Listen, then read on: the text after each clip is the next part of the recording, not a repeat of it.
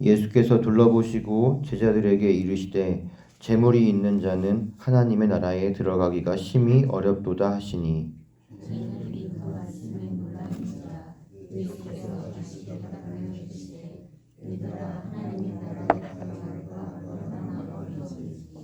낙타가 바늘귀로 나가는 것이 부자가 하나님의 나라에 들어가는 것보다 쉬우니라 하시니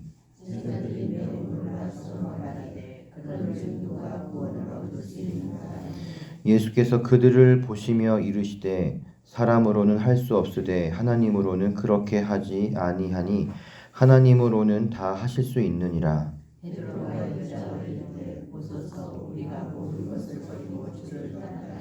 예수께서 이르시되 내가 진실로 너희에게 이르노니 나와 복음을 위하여 집이나 형제나 자매나 어머니나 아버지나 자식이나 전토를 벌이는 자는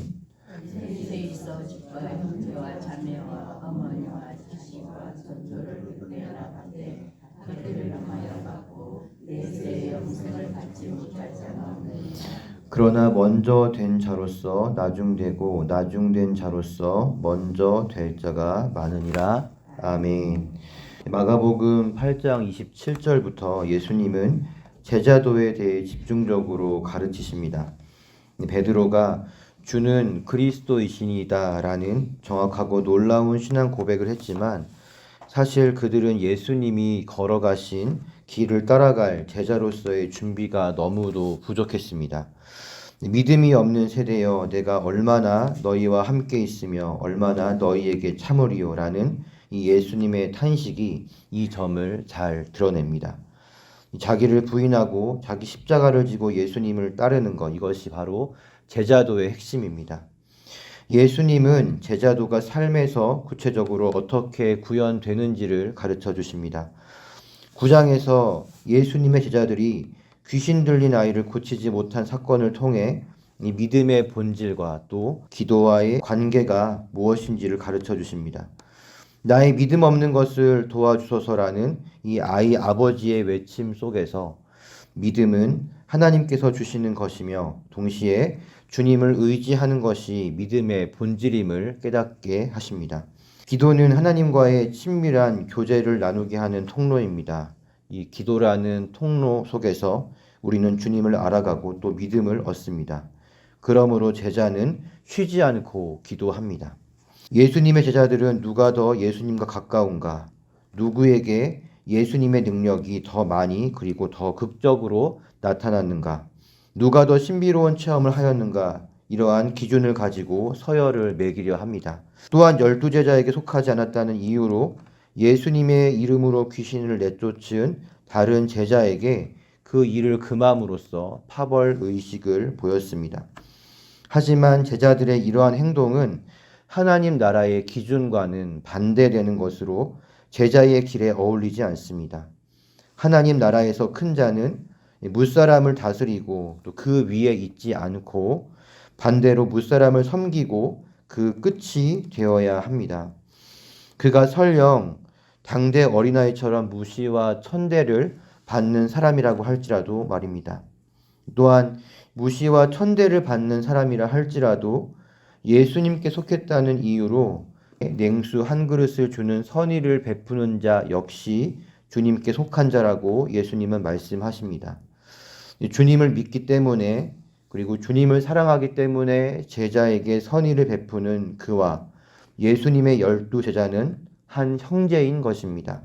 가족 사이에 파벌이란 존재할 수 없습니다. 그리스도 안에서 성도는 하나인 것입니다. 이 두 가지 교훈을 통해서 예수님은 제자는 이 땅에 살지만 이 땅의 기준이 아닌 하나님 나라의 기준으로 살아가야 하는 것을 가르치십니다. 사탄의 압제 속에 있는 타락한 세상은 하나님 나라의 법과 질서를 이해할 수 없습니다. 그래서 제자의 길을 걷는 성도들을 조롱하고 핍박합니다. 하지만 끝까지 이 길을 걸어가는 자만이 부활과 영광 그리고 영생을 얻게 될 것입니다. 10장에서 바리새인들은 이 당시에 예민한 주제를 가지고 예수님을 올가매려고 시험했습니다. 그들이 예수님을 시험한 곳이 공교롭게도 세례 요한이 사역하던 장소였습니다. 그는 헤롯 왕이 이혼하고 자기 동생의 아내 헤로디아와 재혼한 점을 지적한 이유로 결국 목배임을 당했습니다. 예수님 역시 세례 요한과 동일한 의견을 내놓을 것을 예상했기에 바리새인들은 예수님께 이 질문을 던진 것입니다. 하지만 예수님은 지혜로운 대답으로 그들의 시험에 넘어가지 않습니다. 오히려 예수님의 답변은 그리스도의 제자는 결혼에 대하여서 어떠한 생각을 가져야 하는지 명확하게 제시합니다. 제자는 이 땅에서 하나님 나라 백성으로 사는 자, 다시 말해 하나님 나라의 법을 지키며 사는 자입니다. 예수님은 율법이 이혼을 허용한 이유는 그것이 하나님의 뜻이 아니라 인간의 완악함 때문이라고 말씀하십니다. 하나님은 창조 때에 이혼을 염두에 두고 결혼을 제정하지 않으셨습니다. 결혼은 둘이 한 몸을 이루는 것입니다. 한 몸은 찢어지지 않습니다. 예수님을 통해 하나님 나라의 백성이 된 자들은 이 하나님의 본의를 지향합니다. 그러나 이혼에 대한 입장은 마가복음뿐만 아니라 사복음서를 포함한 성경의 문맥 속에서 종합되어야만 합니다. 마가복음 10장에서 누구든지 아내와 남편을 버리고 다른 데로 시집간 배우자는 간음을 행한 것이라는 예수님의 완고한 입장은 제자는 하나님 나라의 법과 질서, 그것을 삶의 절대적인 기준으로 삼아야 함을 강조하는 것입니다. 다시 말해서 제자는 세상과 타협하지 않는다는 말입니다. 예수님은 어린아이가 나에게 오는 것을 막지 말라고 하시며 하나님 나라는 이러한 자들의 것이라고 말씀하십니다. 어린아이는 그들이 가진 낮은 사회적인 위치로 인해 오늘날 사회적인 약자 모두를 상징한다고 볼 수 있습니다. 세상은 힘없는 자들에 대해서 냉정합니다. 그리고 무가치하게 여겨지는 자들을 배척하죠. 하지만 하나님 나라는 그 누구도 배척하지 않습니다. 예수님께 나오는 데 있어서 사회적인 지위는 결코 장벽이 될 수 없습니다. 오히려 하나님 나라는 마음이 가난한 자들의 것입니다. 다시 말해서 하나님 나라는 겸손한 자들의 것입니다. 예전에 어떤 목사님께서 겸손은 자기 비하가 아니라는 말을 하신 적이 있습니다. 그 말이 저에게는 참 충격적이었습니다. 내가 한 게 아닙니다. 하나님이 하신 것입니다. 라는 그 고백만으로는 겸손을 알 수 없습니다. 그가 정말 자신의 한계를 직시하고 하나님을 의지하지 않는다면 그것은 겸손을 가장한 비하이며 사람들에게 자기를 옳게 보이려 하는 교만입니다. 사회적인 약자들의 마음은 한없이 가난합니다. 그들이 바라볼 곳이라곤 오직 하나님뿐이죠. 하나님이 아니면 안 되기 때문에 절박하게 하나님을 의지하는 사람, 그가 바로 하나님 나라에 들어간다는 것입니다. 바로 그러한 사람이 제자라는 것을 주님은 말씀하십니다. 오늘 본문의 말씀은 10장 17절부터 시작합니다. 저는 1월 28일 주일 오전 예배 때 당신에게 부족한 한 가지라는 제목으로 오늘 본문에 대해서 설교했습니다. 그때 저는 영생을 얻는 것에 있어 진심인 부자 청년에게 그가 가진 재물은 예수님을 따르는 데에 결정적인 걸림돌이 된다고 말씀을 드렸습니다. 아니나 다를까 재물이 많은 그는 영생을 얻기 위해 지불해야 하는 그 대가에 슬픈 기색을 하고 예수님을 떠났습니다.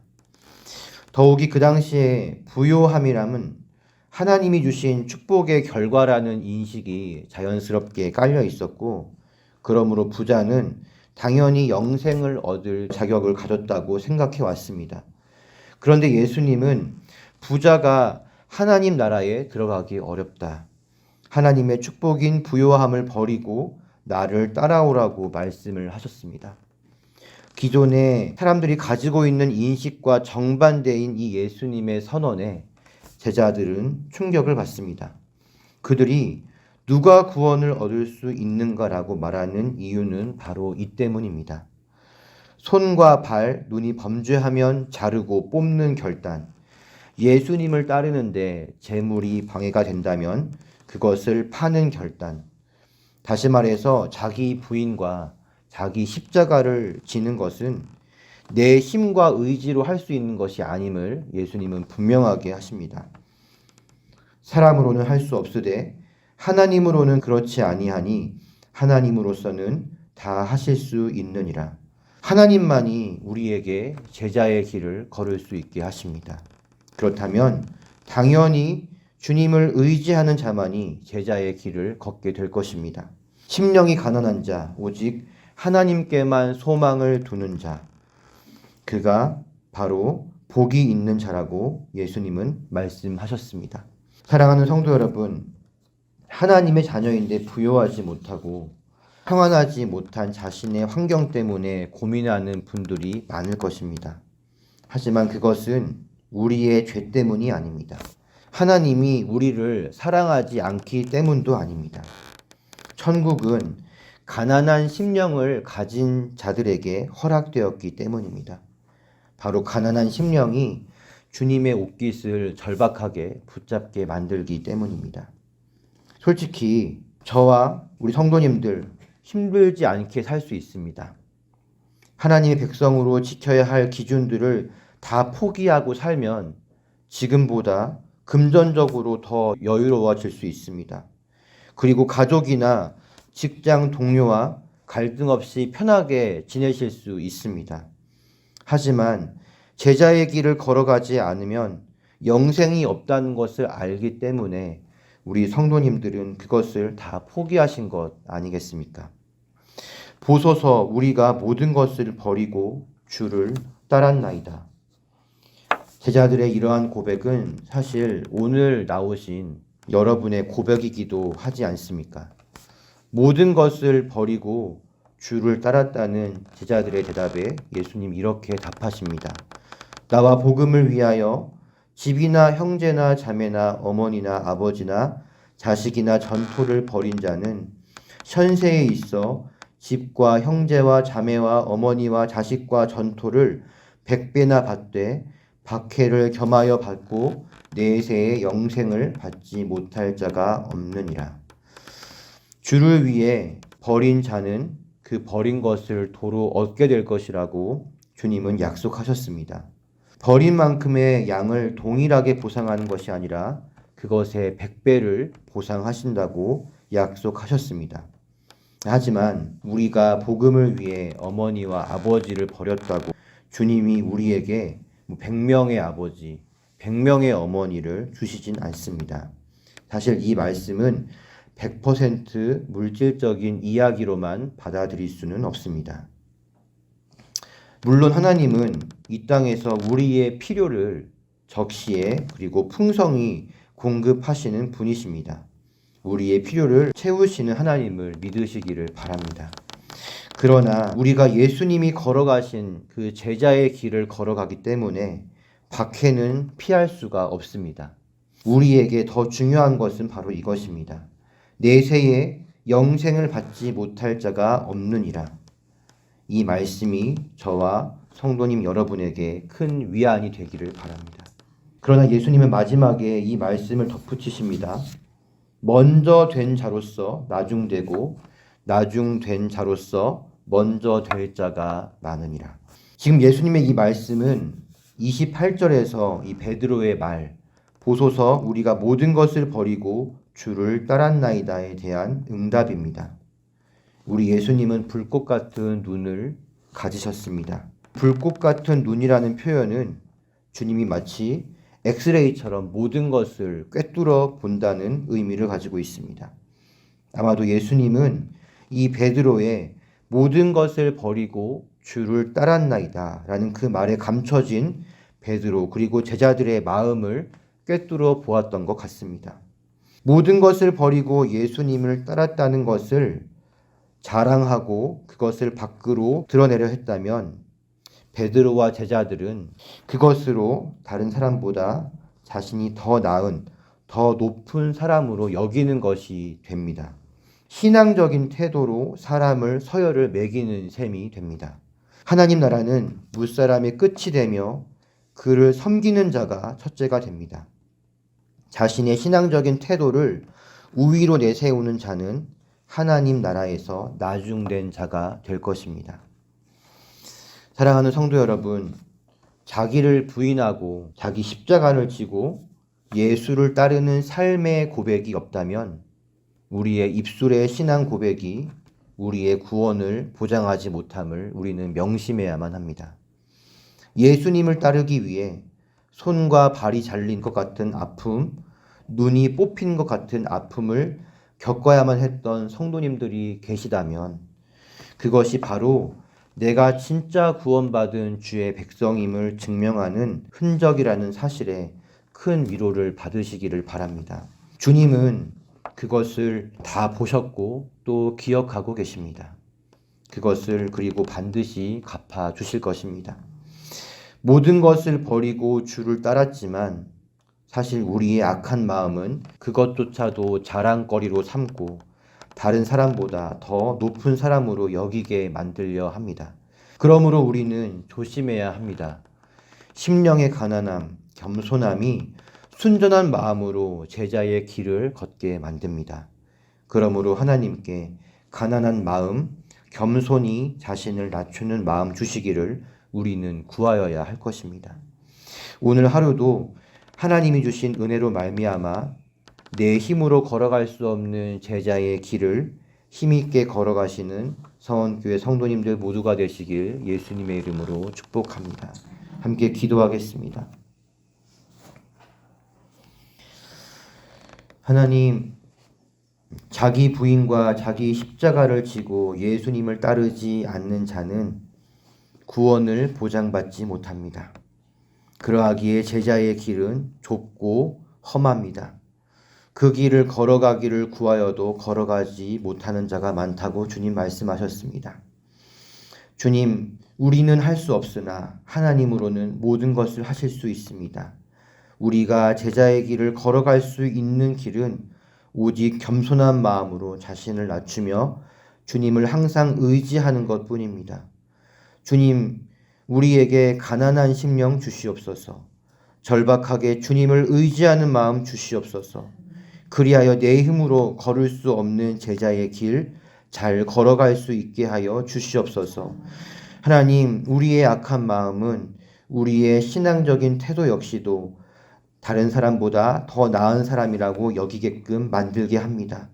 하나님, 이러한 마음은 우리를 낮은 자로 만들게 합니다. 하나님, 순전한 마음으로 주님을 섬기게 하여 주시옵소서. 나의 신앙적인 태도가 나로 하여금 교만하고 오만한 사람 되지 않게 하여 주시옵소서. 주님, 오늘도 우리에게 큰 은혜를 베풀어 주시옵소서. 제자의 길 잘 걸어갈 수 있도록 주님 항상 함께하여 주시옵소서. 감사드리며 예수님의 이름으로 기도하옵나이다. 아멘.